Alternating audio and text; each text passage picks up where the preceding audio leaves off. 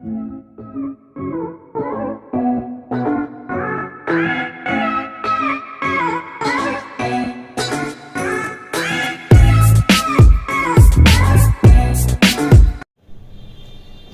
guys, welcome back to Class of Learning. You're with Rahul Sharma, your friend and guide in this class all about assessment for learning. Papers शुरू हो चुके हैं, almost 4 दिन रह गए हमारे पास. And how to prepare in the last hour. Seriously, last hour preparation क्या होगी, करने का तरीका क्या होगा.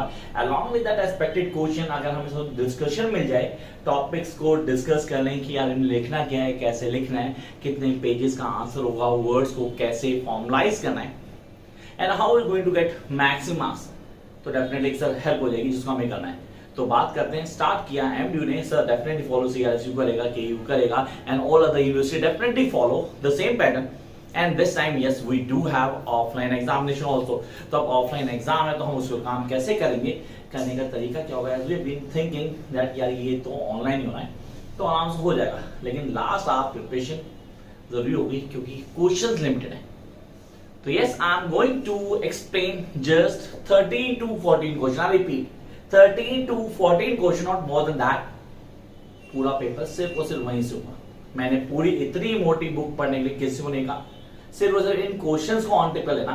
एग्जामिनर मैक्सिमम वर्ड्स के साथ खेलेगा. मैक्सिमम क्वेश्चन यही घूम फिर के आ रहे होंगे. अभी 30 to 40 पे पहले क्लियर करता हूँ भाई. कुछ 7 या 8 शॉर्ट नोट्स भी होंगे आपके, तो प्लीज ये मत बोलना सर 13 14 कहते हैं, शॉर्ट नोट्स तो 8 में हो गए, उनको आपने एक ही काउंट किया, but that's a part of short notes. और हम क्या करेंगे, हम डिस्कशन भी करेंगे. And along with the other student have a complaint. Maximum students की कंप्लेंट होती थी सर वॉइस इशू बहुत होता था. आई होप यहाँ पे वॉइस इशू नहीं होगा. तो प्लीज वॉइस इशू ना हो तो चैनल को सब्सक्राइब करके, वीडियो को लाइक करके शेयर कर देना और कमेंट बॉक्स में डन, क्योंकि आपका नाम शाउट आउट होगा इन अ लाइव सेशन. तो ये हम सब करेंगे. अब हम सब जानते हैं we need to get maximum marks. Strategy क्या करनी है, कैसे लिखेंगे, लिखने का तरीका क्या होगा, एक एक चीज को बिगनिंग से लास्ट तक फॉलो करेंगे.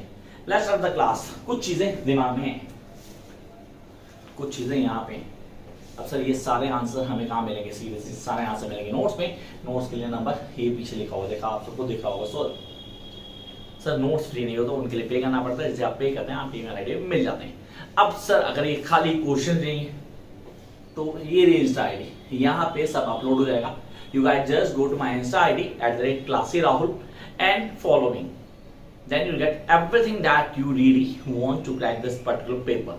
Let's start the first thing. Here we are in the short notes. Sir सबसे पहले शॉर्ट नोट्स में मेरे दिमाग में कई सारी चीजें आती हैं, तो मैं दिमाग में लाऊंगा sir that is assessment for learning है.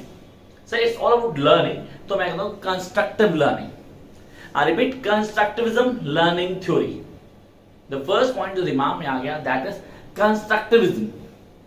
सर मैं लर्निंग थ्योरी की बात नहीं होता, मैं सिर्फ कंस्ट्रक्टिविज्म को हाईलाइट कर रहा हूँ. मैंने कहा मुझे पता लग जाए कि यार कंस्ट्रक्टिविज्म क्या है, what do you mean by the constructivism, उसको कैसे क्लियर करेंगे और कौन से टॉपिक्स होंगे जो आने के चांसेस हैं. तो सबसे पहले हम बात करते हैं शॉर्ट नोट्स की. तो सबसे पहला शॉर्ट नोट आया मेरे पास कंस्ट्रक्टिविज्म.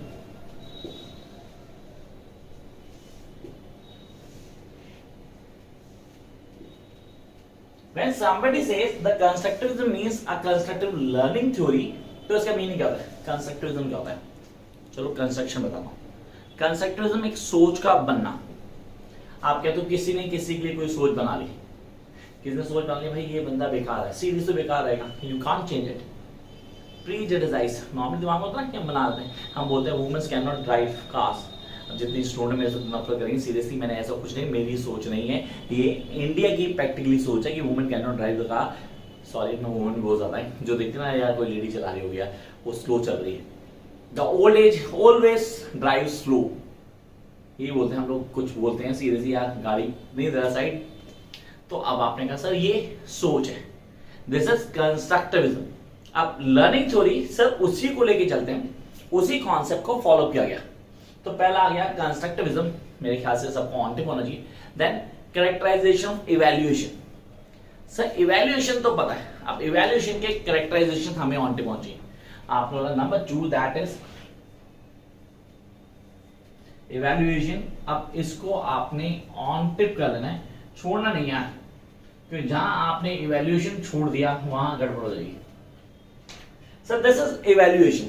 एक्चुअली इवैल्यूएशन को मैं डिटेल में समझाऊं तो भाई चेक करना, टेस्ट लेना, मेरे को इवैल्यूएट कर रहा है सर ये क्वेश्चन कहाँ से क्या होगा, सर आपने बीएड कहाँ से किए, सर नंबर कितने, अच्छा सर आप क्या कर रहे हो, सर आप डिग्री भी ले रही है या ऐसे ही हो, सर करते क्या हो, सर दिल्ली यूनिवर्सिटी में, अच्छा दिल्ली यूनिवर्सिटी में, अच्छा सर आपका सेंटर भी है, seriously check out the followers and comment on videos.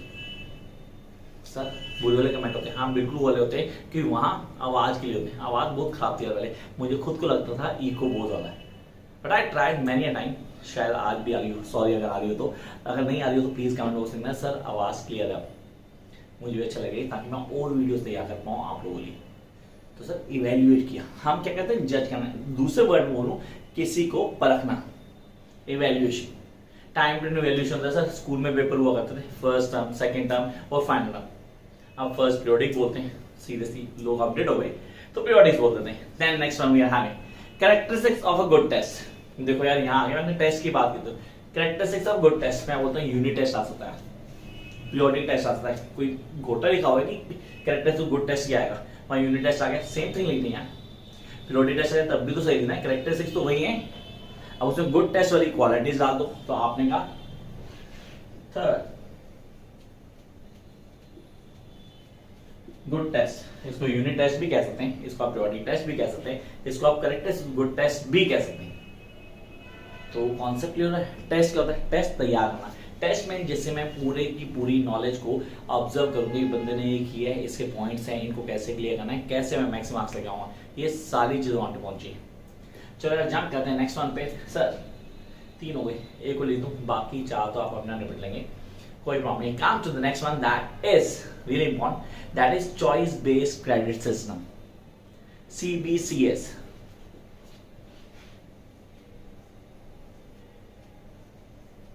Choice based credit system, sir ये क्या है, चॉइस बेस्ड क्रेडिट सिस्टम क्या होता है, इसको कैसे क्लियर करते हैं, इसके कॉन्सेप्ट क्या है। अब हमने कहा हर चीज अपने आप नहीं बदलती, बदलाव आता है, न्यू एजुकेशन पॉलिसी आई, कई नाम बदली, उसका चॉइस बेस्ड एजुकेशन सिस्टम भी आया जिसको हम बोलते हैं सर करने का तरीका, पढ़ने का वे आउट, पैटर्न बदलाव आया। इसमें एक और ऐड कर देता हूं मैं, ओपन बुक एग्जामिनेशन, ये तो आजकल चल रहा है, तुम्हारा चांस खत्म हो गया ओपन बुक एग्जामिनेशन का, लास्ट टाइम यही हुआ था, ओपन बुक एग्जाम हुआ था जहां बच्चों ने घर बैठ के क्या किया था, ये तो आप सब जानते हैं। तो यहाँ हमारे पास है open book examination.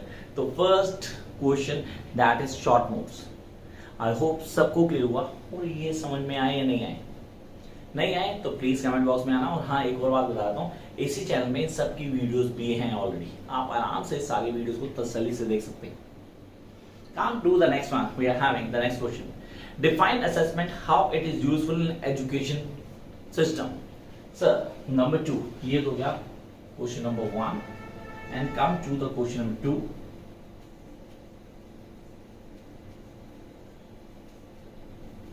This is assessment. Assessment क्या होती है, शुरू से लेकर आखिर तक एक एक चीज को क्लियर करना। Evaluation the part of assessment. एक नहीं है evaluation assessment. इवैल्यूएट तो हम चेक कर रहे हैं, लेकिन असेसमेंट पूरी की पूरी तैयारी करवाना, वो याद है मैंने लास्ट वीडियो में जो आपने नॉलेज एंड करिकुलम पढ़ा था उसमें क्वेश्चन बोला था, आई होप सबने पढ़ा होगा। सर हमने क्या था, करिकुलम और सिलेबस में डिफरेंस किया था, उसको जरा डिटेल में पढ़ना है। एक्चुअली वो जो डिफरेंस था ना, उसी को मैं अगर बेस बना के असेसमेंट और इवैल्यूएशन को समझता हूँ तो कुछ गलत नहीं है, बड़े आराम से क्लियर हो जाएगा आपका कॉन्सेप्ट। तो आप लोग assessment and how it is useful in education system.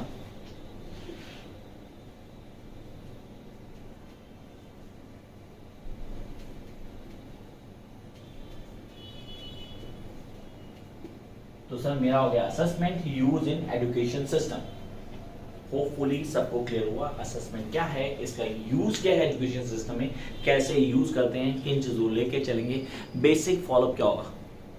सब प्लान ऑफ एक्शन, जनरली अगर प्लान ऑफ एक्शन की बात करता हूँ, अभी मैंने एक इम्पोर्टेंट क्वेश्चन बोल दिया एक पेपर का, ये आप सब जानते हो क्या है। कम next one, what is mean by comprehensive continuous evaluation, CCE। Sir ये क्वेश्चन आपको 100% पेपर में मिलेगा, आई रिपीट 100% पेपर में क्वेश्चन मिलने वाला है, दैट इज CCE। आप बोलते हैं it's a comprehensive and continuous evaluation. चलो यार नेक्स्ट क्या आपने, CCE। अब यार मुझे CC तो एंटरप्रेन्योरशिप, CC क्या है, उसके कॉन्सेप्ट क्या है, कहाँ यूज होता है, कौन से पॉइंट्स दिमाग में आने चाहिए। मैंने कहा एक बच्चे की पूरी इवेल्यूशन सिर्फ एकेडमिक नहीं होता, उसका basic behaviour, the way he talks to others, उसका टीम मेंबरशिप, टीम वर्क, एक एक चीज़ को काउंट करते हैं। अब इससे रिलेटेड क्वेश्चन आएगा, पीयर ट्यूटर क्या होता है, पीयर ट्यूटरिंग क्या होती है, रिफ्लेक्टिव रेमेडियल टीचिंग क्या होती है, ये सब मैं आगे बताऊंगा आपको। लेकिन यहाँ पे पहले हम किसकी बात करें, कॉम्प्लीसन कॉन्टिन्यू इवेल्यूशन, लगातार हर टर्म्स को देखना है। सो याद है क्यूमुलेटिव फ्रीक्वेंसी देखते थे हम लोग स्टैटिस्टिक्स में, हम लोग क्यूमुलेटिव फ्रीक्वेंसी देखते थे, जहाँ पे first plus second plus third plus fourth continue होकर टोटल आता था। उस टोटल में कितने कॉन्सेप्ट थे, कैसे फॉलो कर रहे थे, एक एक चीज को हम देखते थे। देखो ब्रीफ मैंने कहा आपका कितना टाइम लगा, मैं हाथ मार के 20 मिनट, सीधे से हाथ मार के 20 मिनट। उस 20 मिनट में अगर मैं पूरे पेपर को ऑनटिप कर देता हूँ तो this is serious nothing in front of your examination, तो इसको तो आराम से कर सकते हैं। एंड टिल देन अभी तक आपने चैनल सब्सक्राइब नहीं किया तो do subscribe it immediately so that you can access all the videos. और बाकी तो अभी बड़ी सारी बाकी हैं क्योंकि पेपर अभी चल रहे हैं यार, तब तक तो पता नहीं कितनी वीडियोस आएंगी जो हमें देखनी वो जरूरी होंगी। तो यहाँ तक कॉन्सेप्ट क्लियर है, जंप करते हैं नेक्स्ट पॉइंट पे, that is what is national curriculum framework. Sir national curriculum framework NCF 2005 याद है, कुछ हमने पढ़ा था नॉलेज करिकुलम में भी, आई होप याद हो। Discuss is needs objective concern highlight the relevance in present day Indian society. So the importance of NCF, seriously बोलो, that is the importance of NCF and how it is being used, इसके क्या procedure हैं, तो उसको clear करते हैं। काम करो fourth one, NCF national curriculum framework. Sir paper का नाम था assessment and learning, assessment for learning. अब असेसमेंट फॉर लर्निंग में सर नेशनल करिकुलम फ्रेमवर्क मतलब simply when somebody asks a question that what is mean by the national curriculum framework, क्या तैयार किया गया फ्रेमवर्क, किसके ऊपर काम कर रहे हैं बच्चे, किस चीज को लेकर हैं, आइडियोलॉजीज क्या हैं, क्या कॉन्सेप्ट्स हैं। एक न्यू एजुकेशन पॉलिसी आई है, आई होप आप लोगों ने देखी हो, मेरे हिसाब से बहुत अच्छी है, कई चीज़ों को ठीक किया गया, बच्चों के बहुत अच्छा चीज़ें नहीं डाली गई, लीस्ट वो नहीं पढ़ना पड़े जो हमारे बाप दादा पढ़ता और हम भी वही पढ़ रहे हैं। कुछ बदलाव किया गया, उनके इंटरेस्ट के साथ चीज़ों को क्लियर किया गया। आप बोलते हो क्या कॉन्सेप्ट हैं, क्या कौन से हैं, हर जगह कमियां तो होती हैं। अब उन कमियों पे डिस्कशन करना, उसके पॉइंट्स को बताना, ये रेलिवेंस बताता है एनसीएफ का। अब यहाँ लगा दूं 2005, 1986 या 1968, सारे को सारे बेसिक क्रस्ट तो एक ही है। अब एक्सप्लेनेशन आपने देखनी है, सिर्फ हेडिंग याद रखनी तो वो भी। Come to the next one. Here we are having the next question. What is observation? Show its important evaluation tool in education. Observation. What is observation यार? Every teacher observes. आप भी तो कर रहे हो, आपने चैनल देखना शुरू किया 2 मिनट हुए देखते हुए, आपने कहा सर सही पढ़ा रहे हैं, चीजें बता रहा बंदा, इसको पता है कि क्या चीजें आने वाली है, कंफर्म पेपर आती है। एंड सीरियसली हम लोग क्या करते हैं, When we read that particular question, तो हम लोग ऑब्जर्व करते हैं कि यार ये क्वेश्चन हाँ कंफर्म आने वाले हैं, इन क्वेश्चन पे काम करना। अब observation that start from the very beginning of the session and goes till the end of the session when the student clear or his or her really work in the entire year, now only to upgrade or evaluate him or her on the basis of his performance. इस सारे concept को हम बोलते हैं observation. क्या है observation, कैसे काम करते हैं, किन चीजों को फॉलो करना है, वो सारी चीजें आती हैं। The next one that is fifth one,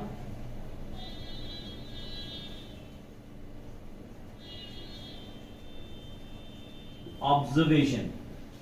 please इसको थोड़ा सा सीरियस लेना है, ये पॉइंट पेपर में आने के चांसेस बहुत ज्यादा हैं। Then next we are having what do you mean by cumulative record, अभी भी बताया था। यार बोलता हूं मैं that is cumulative record. Mention the types of information which are collected in. आपने बोला sir that is question number 6, वो यहां आप बोलते हो cumulative record, CR. I hope सबको याद आएगा, CR for cumulative record. Cumulative record मेरे फर्स्ट टर्म के मार्क्स, सेकेंड टर्म के मार्क्स और देन फाइनल रिकॉर्ड देख लेते हैं। अच्छा क्या हुआ, कोविड में ना बच्चों को नंबर दिया गया, अभी 10th ट्वेल्थ के बच्चे बिना पेपर के पास हो गए, सो उनकी पिछली परफॉर्मेंसेस देखी गई, 9th में क्या मार्क्स है, 10th में क्या मार्क्स है, अच्छा 12th में ये नंबर दे दो उसको। सर आपकी परफॉर्मेंस के बेसिस पे क्लियर कर दिया गया। अब कई बेचारे जो 99 वाले स्टूडेंट थे, उन्होंने क्या, उन्होंने प्री बोर्ड्स को सीरियसली छोड़ना है, बोर्ड्स में रखेंगे, हम भी ऐसे करते थे, मुझे नहीं पता होगा लेकिन सीरीज मैंने भी ऐसे किया था। तो प्री बोर्ड छोड़ो यार, क्या होगा बोर्ड्स में देखेंगे इसमें।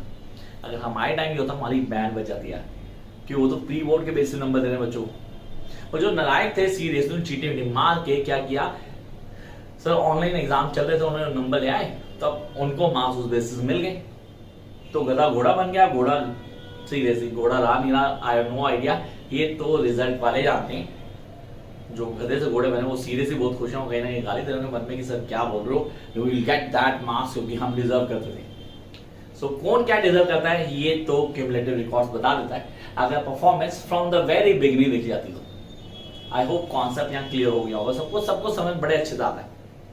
एंड हाँ, अगर समझ अच्छे से कमेंट करना ना भूले, एंड लाइक शेयर सब्सक्राइब, ये बहुत जरूरी है।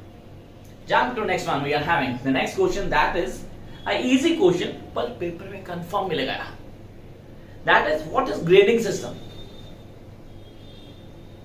अब तुम्हें बात जब मैं छोटा बच्चा थी तो हमें समझ नहीं आता ग्रेडिंग है कि यार what is grading. Now people get confuse, देखिए सर ये क्या हो गया, आप क्या बोल रहा है। बट नॉर्मली वो ए ग्रेड ओ, जीरो नहीं होता था, ओ आउटस्टैंडिंग, ठीक है, आउटस्टैंडिंग में एक प्लस लग जाता हो, that is extra ordinary outstanding. Seriously मतलब हमें मिलता था, पता नहीं ओ मिला नहीं मिला कभी, बट ए तो डेफिनेटली मिल जाता था। अब यहाँ पे that is grading system, marks को हटा के ग्रेडिंग कर दी गई। I still remember 4 to 7 years back, really 4 to 7 years back, there's a grading system that has been implemented in Delhi schools। हुआ, लोगों ने पोस्ट किया, सीरियसली वो तो पोस्ट किया, क्या है यार, 80 वाले को ए मिल रहा है, 90 वाले को ए मिल रहा है, 95 वाले को ए मिल रहा है, हाउ गोइंग टू डिस्क्रिमिनेट कि यार क्या है। अब हर चीज के मैंने बोला पॉजिटिव और नेगेटिव होते हैं, cons and cons of each and everything. अब उस ग्रेडिंग सिस्टम को एक्सप्लेन करना है, and how is a big reform in examination system, उस पे क्वेश्चन था। Jump to next one, what do you understand by remedial teaching? I mentioned, seriously I mentioned this, remedial teaching क्या होती है। जिन जगहों पे मैं लैग कर रहा हूँ आप वहां मुझे हेल्प करेंगे। मैंने कहा जिन बच्चों को डाउट हो प्लीज कमेंट बॉक्स में आप बताएं कि यार ये वाले पॉइंट्स समझ नहीं आ रहे तो मैं उन पे काम करूंगा, I definitely help you out. तो मैंने कहा रेमिडियल टीचिंग, क्या सीआर के बाद ग्रेडिंग बोला था मैंने, सॉरी मिस हो गया।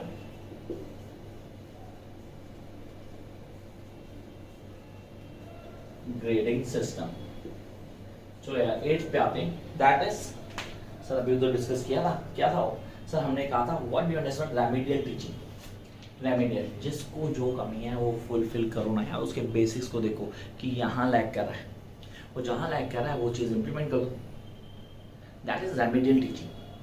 तो रेमिडियल टीचिंग में क्वेश्चन आता है, शॉर्ट नोट कंफर्म आ सकता है, आप लोग ध्यान रखना कि पेपर एंड पॉइंट से बहुत इंपॉर्टेंट है, और सिर्फ इतने ही क्वेश्चन करना, पेपर आराम से क्लियर हो गया।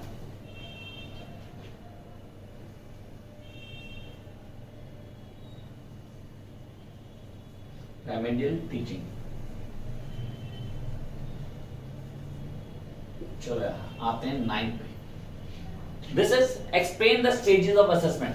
सर असेसमेंट पढ़ा था, यूज देखा था, लेकिन उसे स्टेजेस नहीं पढ़ी थी। बता दूं आंसर नहीं, मतलब what's wrong in it, seriously we can go for it. तो दैट इज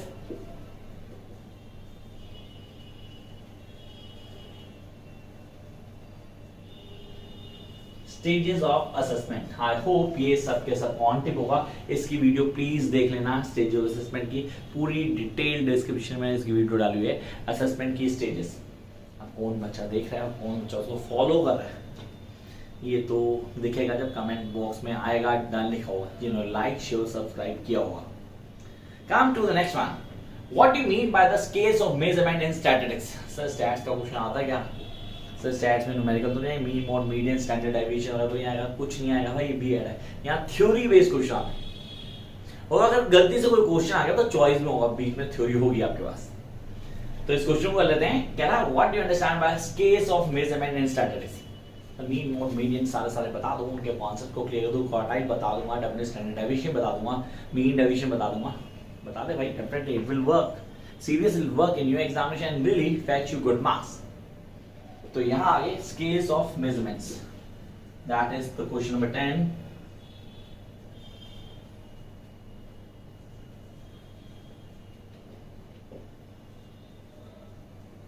अब किस किस ने नहीं किया, कौन फॉलो नहीं कर रहा, I really have no idea, but I wish you all the very best कि सारे अच्छा करना यार।